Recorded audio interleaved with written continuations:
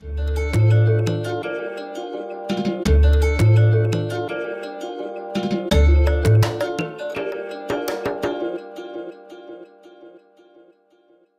faut savoir que à la période de la création d'Eben Douta, nous avions différents points communs, elle et moi, notamment l'apparence.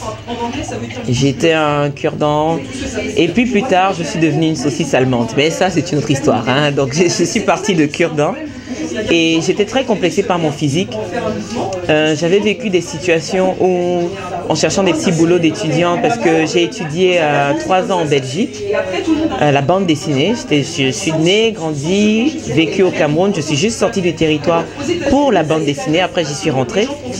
Et j'avais vraiment certaines frustrations personnelles parce que les gens me disaient, avec toute l'affection du monde, hein, tu as des traits fins, tu dois avoir un ancêtre blanc.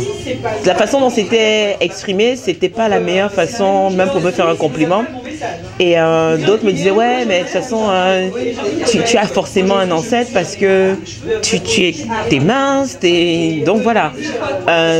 C'est ce genre de discussion et les conseils de différents auteurs, notamment Eric Warnotte, qui est un auteur belge qui publie chez Le Lombard. Il me disait, mais bon, on a compris, tu as ton complexe avec ton corps, c'est pour ça que tu ne dessines dans tes histoires des femmes en chair, on a compris.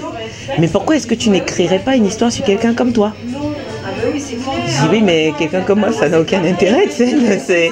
Je dis, mais si, t'as plein de choses qui t'arrivent et tout ça. Bon, maintenant, je vois les gens venir avec les gros sabots. La vie d'Eben Douta n'est pas complètement autobiographique. C'est ce qu'on appelle de l'autofiction, c'est-à-dire que c'est près de la réalité, mais ça va en parallèle. Il peut y avoir des ponts, mais c'est pas vraiment ma vie là-dedans, hein. N'allez pas lire en disant, oh, je vais connaître trop de détails de sa vie, c'est un peu plus complexe que ça. Mais c'est ça en fait, c'est vraiment en 2009, en plein automne belge, il faisait froid, il pleuvait, j'avais quitté le 35 degrés facile à je ne sais plus combien, si je me souviens, ça va encore me donner froid, j'aurais la chair de poule. Et j'ai créé Eben Douta lors de ma première année dans mon école de bande dessinée. Après, donc ça fait depuis 2009 que j'ai créé la vie d'Eben Douta. J'ai choisi de ne pas faire une histoire qui ne finit pas. J'aime beaucoup certaines histoires qui ne finissent pas, mais pour moi, dans ma tête, même s'il y a de nouvelles expériences, des choses dont je me nourris encore de nos jours, j'aimerais bien en faire une histoire en un certain nombre de tomes, mais qui a un début et qui a une fin de la vie d'Eben Douta.